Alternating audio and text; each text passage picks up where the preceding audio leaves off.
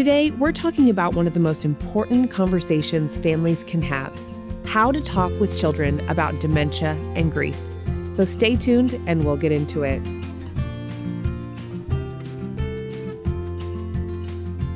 Hi, Dr. Lakelyn here. Welcome to Caregiver Chats. I'm a gerontologist and caregiving advocate for Home Instead, an honor company. I'm so glad you're taking the time to join me. These conversations are a space for learning, reflection, and support, and I invite you to subscribe to Caregiver Chats on Apple, Spotify, or wherever you get your podcasts.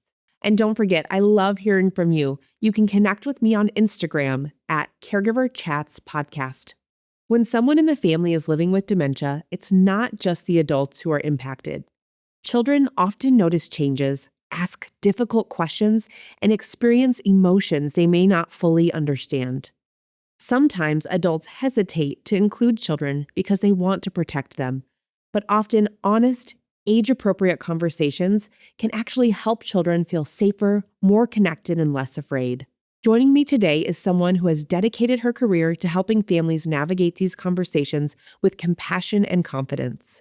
Mindy Crouch is a licensed clinical social worker who has worked with older adults since 2011. She is the founder and owner of Pando Geriatric Counseling and Elder Connect, where she helps older adults and families navigate aging with personalized support. Mindy is also the author of 2 interactive children's books, Understanding Dementia and The 4 Bridges of Grief. These books help children better understand dementia, process grief, strengthen relationships with loved ones, and build healthy coping skills. I'm really looking forward to this conversation. Mindy, welcome to Caregiver Chats. I'm so excited to have you here today. Yes, thanks for having me. I really am looking forward to this topic, talking with kids about dementia and grief. I think, as family caregivers, we're going through a lot of those emotions. We're trying to figure out dementia ourselves, let alone explain it to our children. So I'm really excited to have you share some additional tips, resources, conversation starters to just help the whole family along this journey, because we know dementia doesn't just impact the person living with dementia. It truly is kind of a family disease. It affects everyone. So excited to jump in. Yes, let's do this. But first, I would love for you to share a little bit about yourself. How did you come into the field of geriatrics? What drew you to this field? We were just talking about you celebrated 15 years of your practice recently. Congratulations. Thank you. That's a huge milestone. And I know you have helped so many families here in our community and beyond. And so just share a little bit about you. Yeah. So I think my fun story is never plan anything. I've never wanted to be a mental health therapist. I've never wanted to work with geriatrics. Private practice was never in my wheelhouse. But you just have to be open to whatever life is going to give you. And I was a medical social worker, and I saw the need in the community that there was no mental health services for our geriatrics. And at that time, only social workers could bill Medicare. And I'm like, well, I have all the licenses. Let's do this, right? Yeah.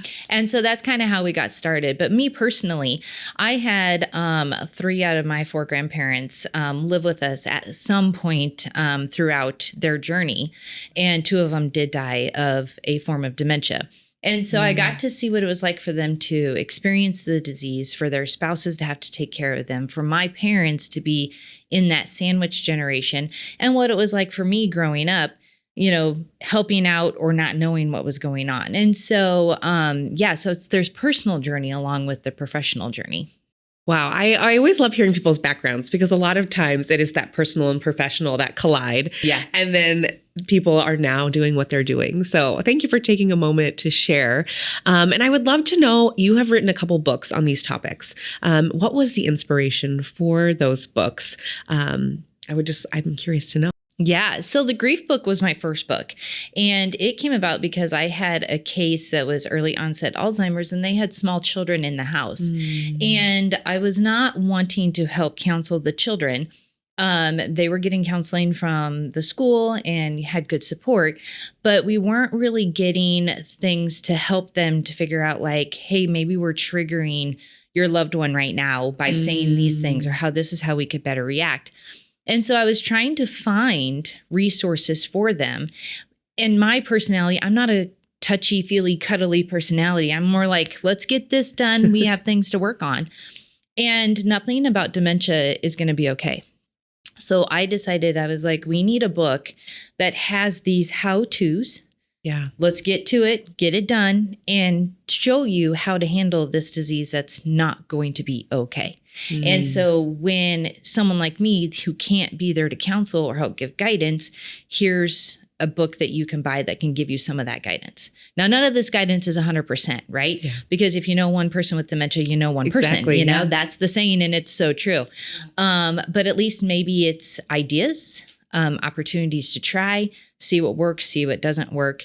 And then you just take it from there.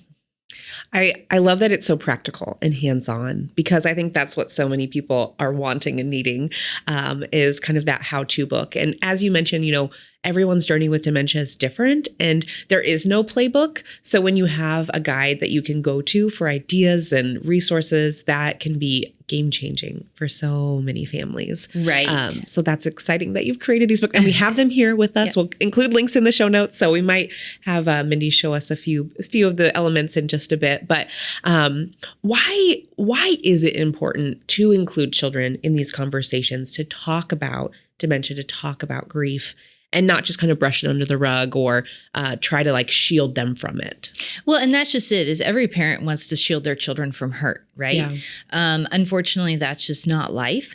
And I feel as a parent, one of our most important roles that we have is to teach our children how to be human. That means how to experience the emotions, that we do cry, and it is okay to cry, but then you get up and you keep moving forward, or you keep trying, or there's always things that we can do to work through whatever may be going on. So as much as we try to shield our children, they are watching. And we as parents like to pretend that they aren't, that they're protected from this, but they're watching from the sidelines, and what they don't know is only going to scare them. And so that's why it's good that we share what is going on. Now, they don't need every gory detail, but especially when it comes to something like dementia, they need to know that they can't catch it, that grandma's not acting bizarre because grandma's bizarre.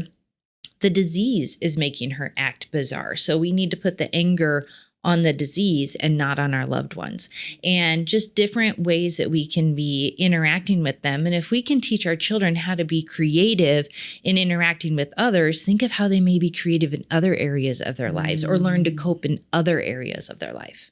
I think that's such an interesting point, that, you know, this is kind of helping them build life skills, in addition to kind of coping and understanding what's happening in the family unit, and how that can, you know, set them up for success in other ways or with other relationships that they develop over their lifetime. I think that's a really unique perspective. So when it comes to a diagnosis, you know, are there certain questions that children typically ask as families are kind of going through this, or certain topics that kind of come up most commonly in these kind of family dynamics? So that's where I think the children don't really understand the details, or we don't show them the details. We're like, is this Lewy bodies? Is this Alzheimer's? Is this, you know, they just know something is not normal, or something is going weird, or that mom and dad are getting frustrated with grandma and we don't know why. And so I think I personally feel you should use the correct terminology, like, we have dementia, you cannot catch it, not, you know, making up terms. Because if we keep with the real terminology, then when they do visit the doctor's office or the nursing home or visiting with other people, they know exactly what's going on.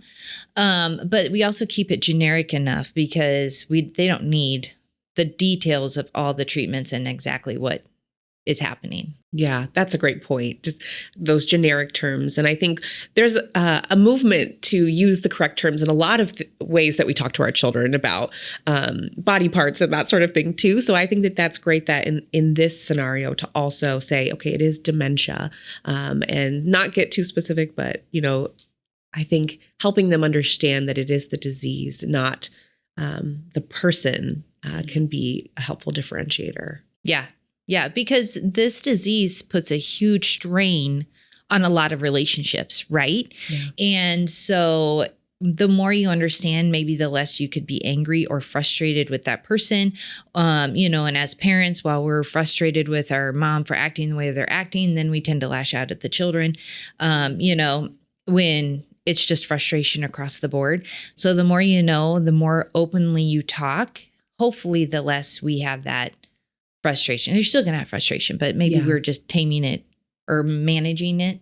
So those are helpful tips on how to explain dementia and why it's important to use kind of those terms and the actual explain kind of what's going on.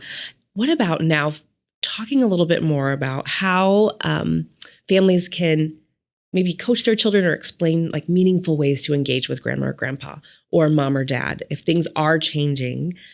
Is it best to kind of talk about that openly or to model it? What's the best approach? Oh, 100%. Let's involve our children in this, because the thing about dementia is on the outside, our loved one looks like they should know better. They used to know better. They should know better. And this is where we get frustrated because why aren't they doing better? And if we understand that dementia is the cause of why they cannot learn anymore, then we need to go into creative mode, because the best caregivers are the ones who are creative and constantly trying to find new things to do. So, like, for instance, when you're working with a toddler, they liked hot dogs yesterday, but they don't like hot dogs today. We are creative on trying to, how do we get them to eat? Well, children are automatically creative, right? Yeah.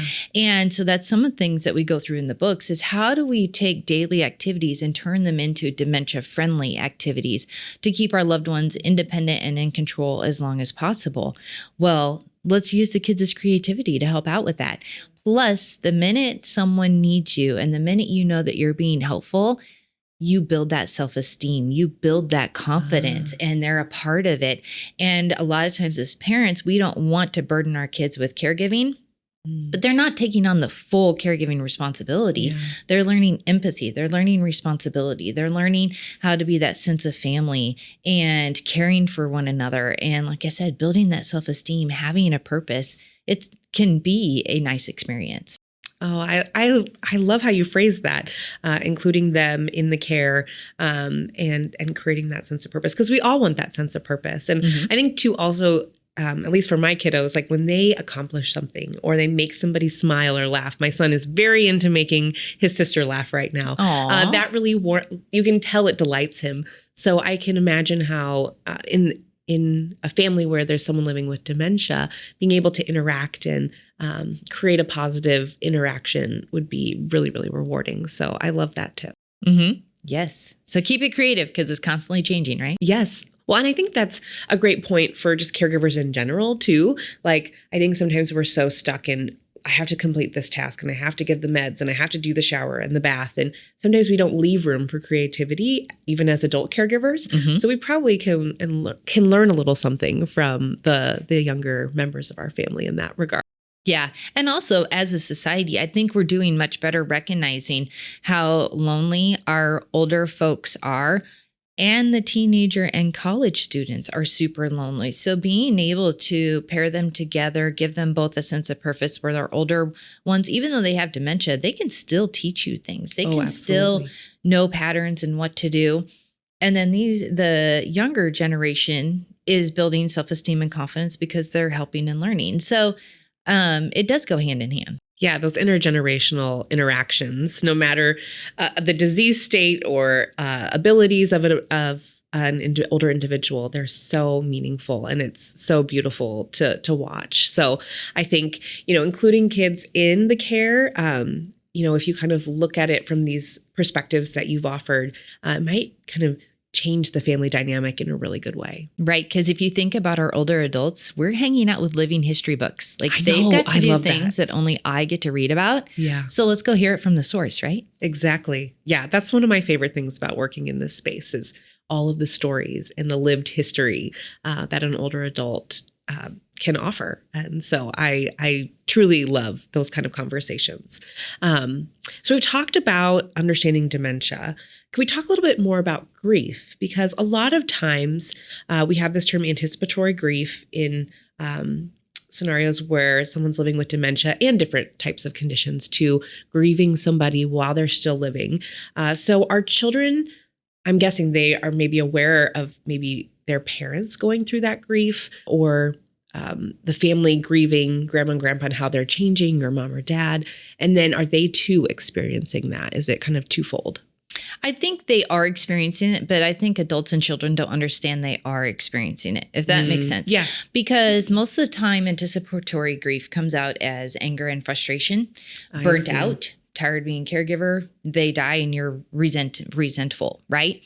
And so they're not recognizing that you're actually grieving your loved one while they're still alive. But if done right, it can actually be a beautiful thing. Like that's one nice thing about hospice is that it gives you time to rewrite some chapters, close some chapters, put a pretty little bow on it, and grieve the loss together because the person knows that they're not doing well. Everyone knows that we can't survive dementia, right?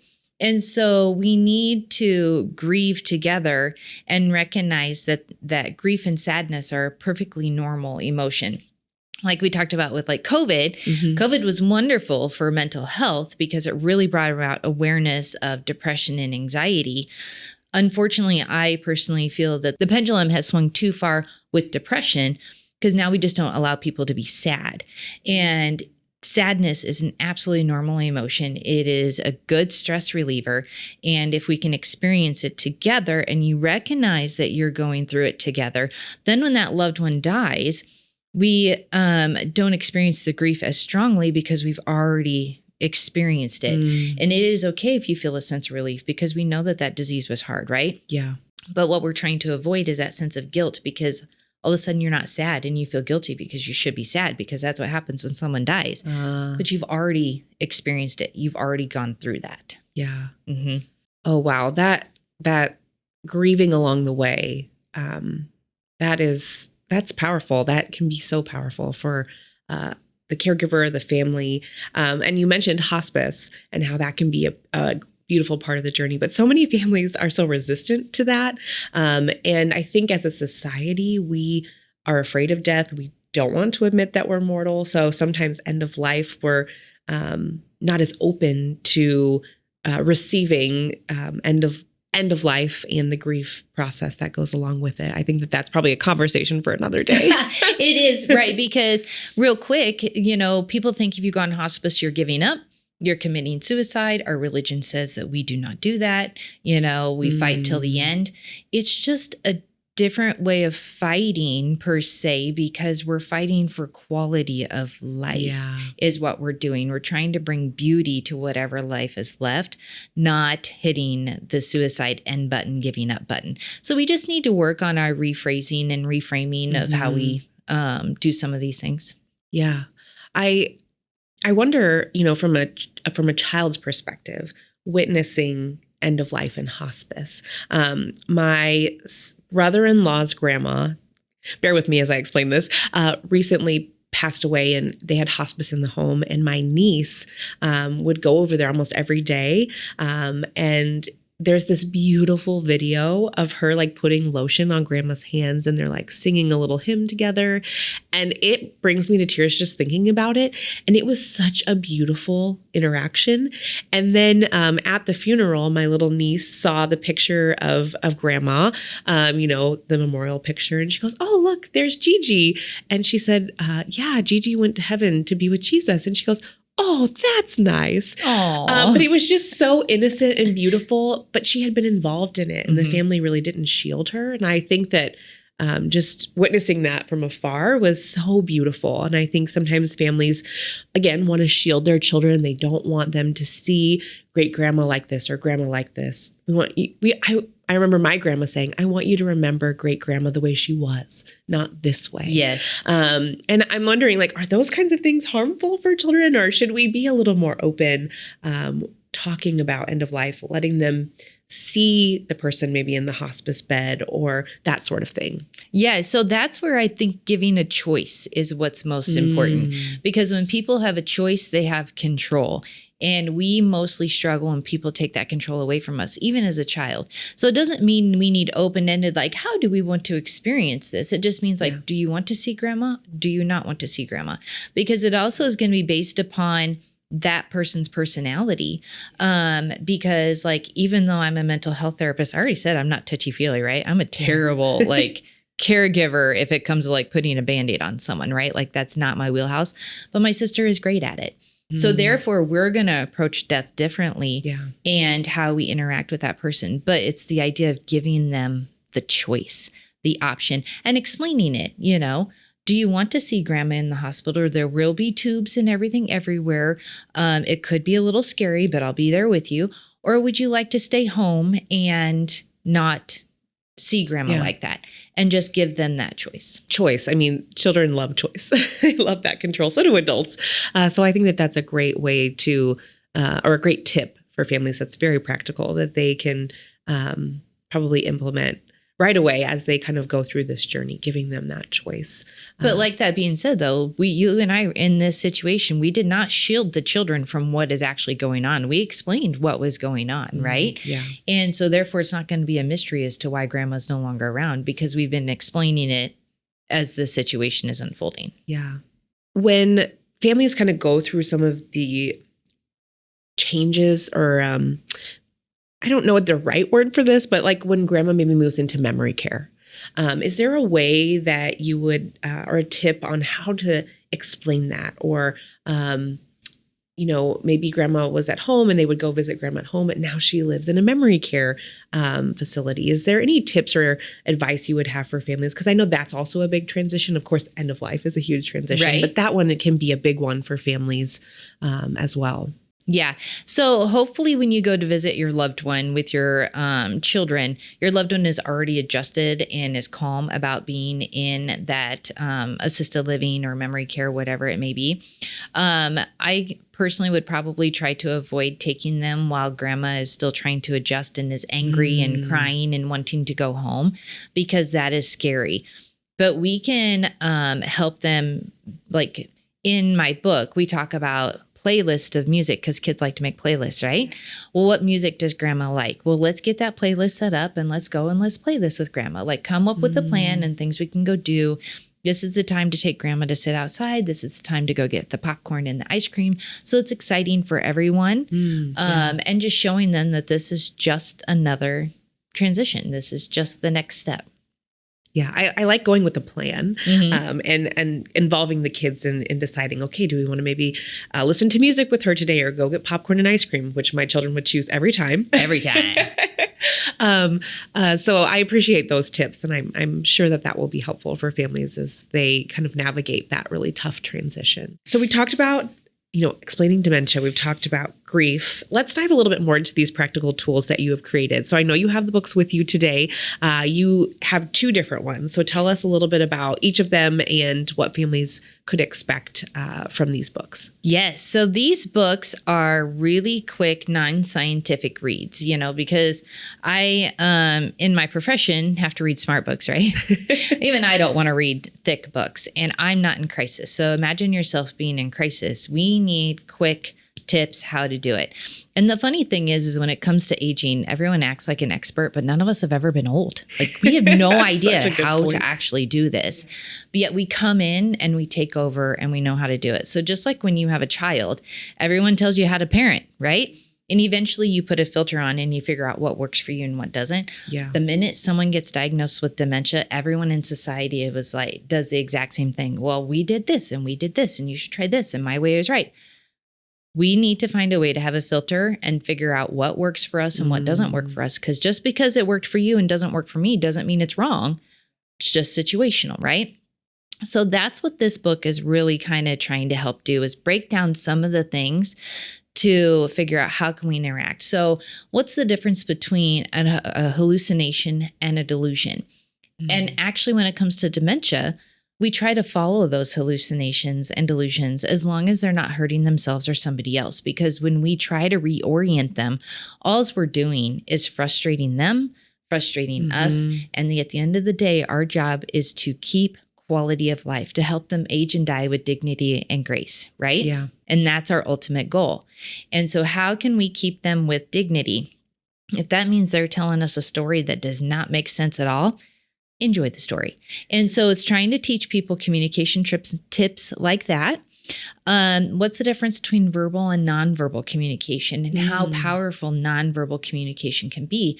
And that's really good when it comes to the children, because they can rub the lotion on, they can draw pictures, they can write Post-it notes, things like that maybe is caregiving from a distance, but you know is going to make a great impact. Yeah. Dementia-friendly activities. So let's pretend grandma cooked Sunday dinner and everyone went to Sunday dinner. Well, the minute we have dementia, we don't want to take that Sunday dinner away because that's only going to create conflict with grandma, right? Yeah. So the steps would kind of maybe be, we come cook with grandma. Now grandma maybe just stirs and we do the cooking. Now maybe grandma just sits there and we do the cooking. Now maybe we order in and we all still sit with grandma.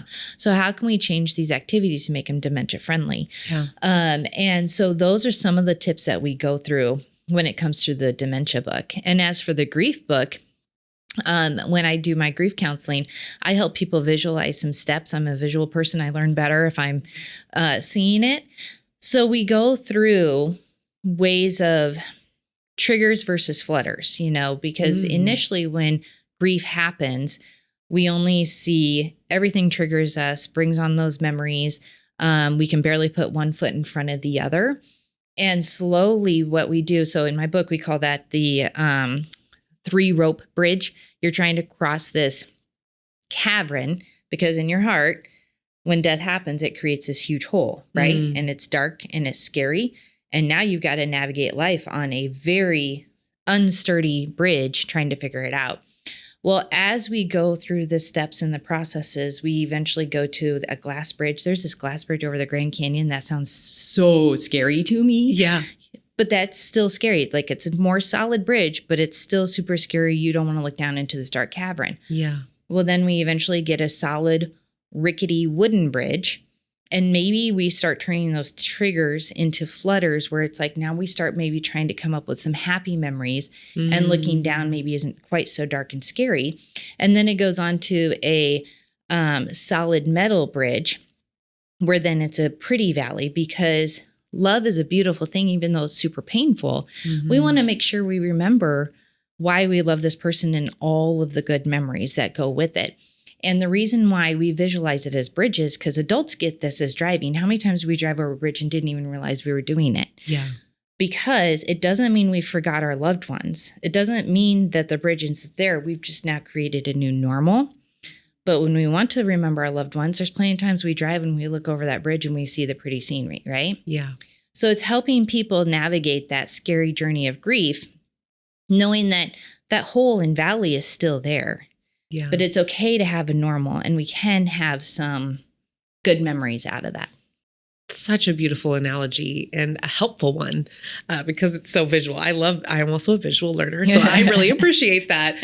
And I like how you explain how it is a journey and a process. And I remember in my death and dying class at UNO here in Omaha, there was a speaker who said, grief never goes away. It just gets a little lighter with time. And that had always stuck with me, is that it's okay and it's normal for grief to not fully leave. And it probably should never, because those people that we've lost are such a big part of our lives. But perhaps it does get lighter over time. And I like the trigger to flutter. Yes. That is also a great way to look at it. So I'm excited that you have these resources. And of course, we'll include them in the show notes. So if people want to check out your information and your website, they most certainly can. And I encourage them to follow you because you have such great information and advice for families and resources beyond just children. But you, I know in your work, help families and caregivers through so many elements of caregiving and aging and mental health. So I appreciate all the work you do. But I'd be curious also to hear from your perspective. I think sometimes people get nervous about what to say and saying the wrong things. I'm wondering, is the same true for children? Because I know it's true for adults. And, as families are trying to figure out how to interact in this new normal, I'm guessing kids are also trying to navigate that too. Oh, 100%. But you might as well just get used to the idea that you are going to say something wrong because we're human and that's just kind of how it works, right? But again, as I said before, that's one of your most powerful tools as a parent is to teach your kids how to mess up. And you need to be aware of if your child is nervous to talk around you because they may be worried that it's going to upset mommy or start an argument or they're going to get in trouble for asking questions. So you have to create that safe space. As overwhelmed and overworked as you are, you need to make sure that it is safe for them to ask whatever it may be. Now, we can redirect it to maybe a more of appropriate topic, whatever, or wording, but it still needs to be a safe space to start, to get there. Just yesterday, I snapped at my daughter and she was like, whoa. And I was like, instantly, I was like, I'm in a bad mood. I am sorry. This was on me. Let's start over. And it reset the entire evening when in reality, I wanted to keep going, right? I wanted to build this fight up. But that's where it's like, we are going to mess up. And what's a right word to me may be a trigger to you. And especially when it comes to death, I mean, it's awkward and it's weird and we don't know what to say or how to say it. But I think from a caregiving perspective, we just have to recognize most people are coming with good intentions. Yeah. And kind of along that same vein of maybe uncomfortable situations, what if the loved one living with dementia does something out of character or what we quote unquote perceive as inappropriate? Can you give some maybe practical phrasing on how families can explain to kids like what is going on and why grandma might be acting this way or why dad, who has early onset, is acting this way? Because I think just like having some phrases or terminology, at least for me, is so helpful. So I'm guessing that our listeners might feel the same. Right. So let's put the blame back on the disease. Yeah. Oh man, the dementia made him do that. Your dad would never want to do that. So let's try to protect your dad and, see if we can get that shirt back on him or something where it's like, put the blame back on the disease. That is really helpful because it's much easier to blame a disease and to help kids understand that. So I appreciate that and all the tips that you have shared today. And, as we kind of wrap up our conversation, are there any last words of encouragement that you would share with families who are going through this journey? Anything from today that you really want people to remember?